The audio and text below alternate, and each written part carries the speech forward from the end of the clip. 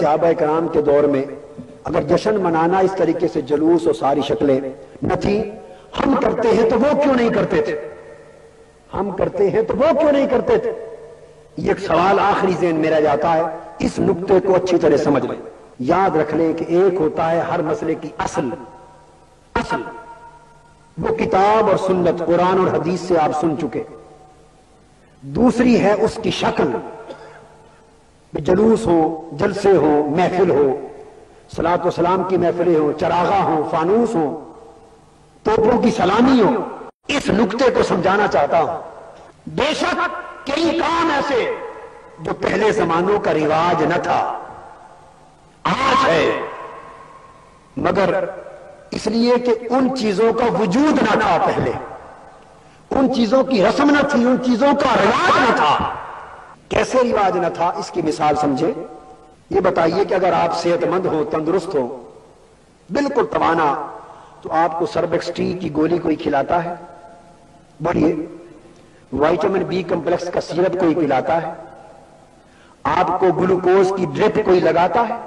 اگر آپ صحت مند توانا ہو اور روٹین کی خوراک سے آپ چل رہے ہو تو کوئی ہسپتال میں داخل کر کے گلوکوز کی ڈرپ لگائے گا؟ نہیں. کس کو لگائی جاتی؟ جب کوئی مریض اور بیمار ہو جاتا ہے اسی وقت لگائی جاتی. ارے میلاد کے جشن اور دھوم دھام کے سارے یہ کمزور ایمانوں کو بار بار جلا بخشنے کے طریقے ہیں. جب سے امت کے لوگ ایمان میں مریض ہوئے تب سے مصطفیٰ کے میلاد کے ذریعے محبت کے ڈرپ لگائے جانے لگے. صحابہ صحت مند تھے، ڈرپ کی ضرورت نہ تھی. صحابہ صحت مند تھے، ان کو ٹیکوں کی ضرورت نہ تھی. ہر وقت محبت مصطفیٰ میں سرشار، ہر وقت اتباع مصطفیٰ میں سرشار، ہر وقت عشق مصطفیٰ میں مغل، ہر وقت شریعت مصطفیٰ کے متبع، ہر وقت اسلام کی شان و شوکت کے جھنڈے ان کے ہاتھ میں بلند تھے. ایمان مضبوط تھے، صحت مند تھے، توانا تھے. سو ان کو الگ تبلیغ کے اجتماعات کی ضرورت نہ تھی. ان کو روزانہ نئے نئے اجتماع کرنے کی ضرورت نہ تھی. ان کو الگ سے جشن منا کر محبت کے سبق بار بار یاد دلانے کی ضرورت. مناتے وہ بھی تھے مصطفیٰ کا میلاد، مگر صدقے کر کے، بکرے ذبح کر کے، کھانے تقسیم کر کے، روزے رکھ کر، محفلیں کر کے، میلاد کا ذکر کر کے، بیٹھ کر خوش ہو کر میلاد مناتے تھے. ان کے ایمان کی تازگی اسی عمل سے ہو جاتی تھی. وقت گزرتا گیا، ایمان ہمارے کمزور پڑتے گئے. ایمان کمزور پڑنے کے ساتھ ساتھ ایمان کی مضبوطی اور عشق و محبت رسول کے انجیکشن، ٹیکے زیادہ سے زیادہ لگانے کی ضرورت پڑتی گئی. اس کے لیے علماء امت نے خیر کے دائرے کے اندر ہوا واللہ ہوا خیر، خدا کی قسم ہے یہ خیر اور نیکی کا کام. ایمان سے کہیے، جب آپ 12 ربیع الاول کو میلاد مصطفیٰ کا جلوس نکالتے ہیں اور ساری رات کمکموں میں لگاتے ہیں، جھنڈیاں لگاتے ہیں، سبیلے لگاتے ہیں، صدقہ خیرات کرتے ہیں، جشن مناتے ہیں، جیسے کہ پوری امت آپ سن چکے مناتی رہی، پوری امت مکہ و مدینہ سمیت مناتی رہی. جب آپ مناتے ہیں، صبح زرق برق نئے لباس پہنتے ہیں، بچوں کو لیتے ہیں اور باوضو ہو کر میلاد مصطفیٰ کے جلوس میں نکلتے ہیں، محفلیں کرتے ہیں، درود و سلام پڑھتے ہیں. ایمان سے کہیے، ایمان اور محبت رسول کا جذبہ توانا اور جوان ہو جاتا ہے یا نہیں؟ ایمان تو پہلے بھی تھا. مسلمان آپ ربیع الاول سے پہلے بھی تھے، مسلمان ربیع الاول سے پہلے بھی تھے، مگر یہ جشن منا کر ایک عجیب سرور کی کیفیت دلوں میں آ جاتی ہے. اہل ایمان جھومتے پھرتے ہیں، سر دھنتے پھرتے ہیں. یاد تو پہلے بھی تھے آقائے دو جہاں، مگر میلاد کی محفلوں میں سیرت کے ذکر سن کر، ولادت کے واقعات سن کر، نعت مصطفیٰ سن کر، حسن و جمال مصطفیٰ کے تذکرے سن کر، آقا کی پیچ دار جسم و زلفوں کی باتیں سن کر، میرے مصطفیٰ کے نورانی چہرے کی بات سن کر، مدینہ کے گلی کوچوں کی بات سن کر، یہ خوبصورت رنگی کمکمے لگا کر، میلاد کے جلسے جلوس کر کے ایک عجیب سرور پیدا ہو جاتا ہے، ایک عیب پیدا ہو جاتا ہے، محبت مصطفیٰ مچلنے لگتی ہے، ایمان تازہ ہو جاتا ہے. یہ کیفیتیں صحابہ کرام کو دوسرے عمل سے حاصل ہوتی تھی، وہ اس طرح بناتے تھے. ہمیں یہ ٹیکے لگانے پڑتے ہیں، ہم اس طرح بناتے ہیں. بالکل اسی طرح اس وقت مسجد نبوی سادہ تھی، بعد میں وقت آیا مسجدوں کو پختہ پکا مزین شاندار منقش بنانے کا خیال ہوا۔ بعض علماء نے فتویٰ دیا ناجائز، کہا کہ صحابہ کرام نے مسجدوں کو منقش نہیں کیا، پختہ خوبصورت نہیں بنایا، یہ بھی نہیں کرنا چاہیے۔ یہ خیال آج کا نہیں، ہمیشہ پیدا ہوتا رہا، یہ خیال ہمیشہ اٹھا، مگر علماء امت اور اجماع امت نے اس خیال کو مسترد کر دیا۔ عمل اس خیال پر نہیں ہوا۔ عمل کیا ہوا؟ یہ خیال آیا کہ صحابہ کرام نے مسجد پختہ اور خوبصورت نہیں بنائی، تم بھی سادہ بناؤ۔ اس کا معلوم ہے علماء اور اماموں نے جواب کیا دیا؟ ائمہ نے جواب یہ دیا کہ صحابہ کرام کو پختہ بنانے کی ضرورت نہ تھی، ہمارے دور میں ضرورت۔ یہ جشن میلاد کے جلوسوں کا مسئلہ سمجھا رہا ہوں۔ اس دور میں بطور جشن کوئی چیز منانے کا نہ رواج تھا نہ ضرورت تھی۔ کیوں مسجد پختہ نہ تھی؟ کہ کسی کے مکان بھی پختہ نہ تھے، کسی کے بولیے نہ محل تھے، نہ کوٹھیاں تھیں، نہ اونچی عمارتیں تھیں، نہ پختہ مکان تھے، تو ہر ایک کے مکان بھی چھوٹے چھوٹے کچے کچے، ان میں اللہ کا گھر بھی کچا کچا اگر رہتا تو اللہ کے گھر کی ظاہری تمکنت میں کوئی حرف نہیں آتا تھا، ارد گرد ماحول بھی ایسا تھا۔ اب بعد میں علماء نے کیا کہا کہ اب امراء کے مکانات پختہ ہیں، پکے ہیں، خوبصورت ہے، اونچے ہیں۔ اب جب لوگوں کے مکانات پختہ بن گئے، ان میں مسجد اللہ کا گھر کچا رہے اور سادہ رہے تو دیکھنے میں ظاہری طور پہ کمتر دکھائی دے گا۔ اس لیے اب لازم ہو گیا ہے کہ اللہ کا گھر بھی اسی شان و شوکت کے ساتھ خوبصورت بنایا جائے جس طرح باقی گھر ہیں، بلکہ ان سے بھی خوبصورت۔ تو جس اصول کے تحت آپ نے آج مسجدوں کو خوبصورت بنانا جائز رکھا اور صحابہ کے دور میں اس کی ضرورت نہ تھی، اسی طرح آج میلاد مصطفیٰ پر عظیم الشان جشن اور عید منانا آج کی ایمانی ضرورت ہے، پہلے دور کی یہ ضرورت نہ تھی۔ کیوں؟ صحابہ کرام کے دور میں جیسے میں نے عرض کیا یوم مدینہ پہ بھی چراغاں نہیں ہوتا تھا اور یوم فتح مکہ بھی نہیں ہوتا تھا، کسی بادشاہ کی آمد پہ توپوں کی سلامی اور جلوس بھی نہیں نکلتے تھے، ہر کام سادہ تھا۔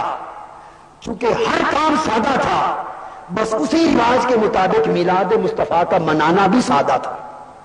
اب میری بات سمجھ گئے؟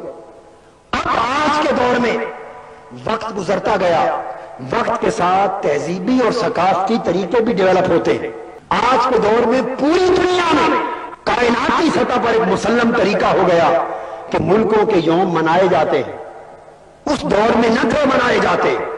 آج یوم پاکستان بھی منایا جائے، یوم اقبال بھی منایا جائے، یوم قائد اعظم بھی منایا جائے، یوم دفاع بھی منایا جائے، مدرسوں کے یوم بھی ہوں، مسجدوں کے یوم بھی ہوں، جماعتوں کے یوم بھی ہوں، بڑے بڑے جلوس بھی ہوں، چراغاں بھی ہو، شادیوں پر بھی خوبصورتی ہو، حد کے اندر ہی صحیح، زیادہ نہ صحیح، اسراف نہ صحیح۔ آج کے دور میں ہر یوم بڑی شان و شوکت کے ساتھ منایا جائے، اس ماحول میں مصطفیٰ کی ولادت کا یوم آئے تو چپکے سے روزے رکھ کے منا لیا جائے، صدقہ خیرات گھروں میں کر کے منا لیا جائے، خالی نفل پڑھ کے منا لیا جائے جیسے صحابہ کرام نے منایا۔ تو آج کے ماحول میں اسی طرح میلاد مصطفیٰ منانا ظاہراً بے ادبی بن جائے گا، ظاہراً، حقیقتاً نہیں، حقیقتاً نہیں، سمجھ لیں۔ چونکہ یوم پاکستان، اقبال، قائد اعظم، مدرسوں اور دیگر بادشاہوں اور جماعتوں کے یوم دھوم دھام کے ساتھ ہوں اور مصطفیٰ کی ولادت کا یوم اس طرح ظاہری شان و شوکت سے نہ ہو تو یہ جشن کمتر دکھائی دے گا اور امت مسلمہ کے لیے بے غیرتی کا باعث ہوگا۔ امت کے لیے لازم ہوا کہ جب آج امت ہر یوم بڑی عزت و شان و شوکت اور تمکن کے ساتھ مناتی ہے، ایسے حالات میں لازم ہے کہ جب ولادت مصطفیٰ کا یوم آئے تو اسے ایسے جشن کے طور پر منایا جائے کہ دنیا کے سارے جشن ایک طرف اور میلاد مصطفیٰ کا جشن ایک طرف، ساری دنیا کا چراغاں ایک طرف اور میلاد مصطفیٰ کا چراغاں ایک طرف، ساری دنیا کے یوموں کی خوشیاں ایک طرف اور میلاد مصطفیٰ کے دن کی خوشی ایک طرف۔ اس لیے یہ آج وقت کی ایمانی ضرورت بن گیا ہے، ضرورت بن گیا، اس لیے آج جب اس شان و شوکت سے بنایا جائے تو اسے آج کے حالات کے تناظر میں دیکھا جائے گا کہ یہ مختلف شکلیں مختلف زمانے میں ڈیولپ ہوتی ہیں۔ میں نے آپ کو مسجدوں کی مثالیں دی، قرآن مجید پر اعراب نہ تھے، زیر زبر نقطے نہ تھے، نہ حضور علیہ السلام کے زمانے میں تھے، نہ حضرت ابو بکر، حضرت عمر، حضرت عثمان، حضرت علی، خلفائے راشدین کے زمانے تک قرآن مجید پر زیر زبر نقطے نہ تھے، حرف بغیر زیر و زبروں اور نقطوں کے تھے۔ مگر حجاج بن یوسف کے زمانے میں حجاج بن یوسف نے ضرورت محسوس کی کہ اس وقت لوگ بغیر زیر و زبروں کے قرآن صحیح پڑھ لیتے تھے، اب نئے نئے لوگ داخل اسلام ہوئے، ان کی زبان عربی نہیں، ممکن ہے بغیر زیر زبر کے قرآن پڑھے تو غلطی کر جائیں، لہذا اب لوگوں کی ضرورت ہے، زیر زبریں لگا دی تو تھا نیا کام۔ اگر صحابہ چاہتے تو زیر زبریں لگا سکتے تھے کہ نہیں؟ بولیے۔ اور حضرت عمر فاروق کے زمانے میں ایران فتح ہوا یا نہیں؟ ایران کی زبان عربی نہ تھی، کیا تھی؟ فارسی تھی، عربی زبان نہ تھی، ان کی ضرورت تھی کہ زیر زبر لگائی جائے، مگر اس ضرورت کے باوجود خلفائے راشدین نے نہ لگائی۔ عراق فتح ہوا، ان کی ضرورت تھی زیر زبر لگائی جائے، ان کی زبان عربی نہ تھی مگر نہ لگایا۔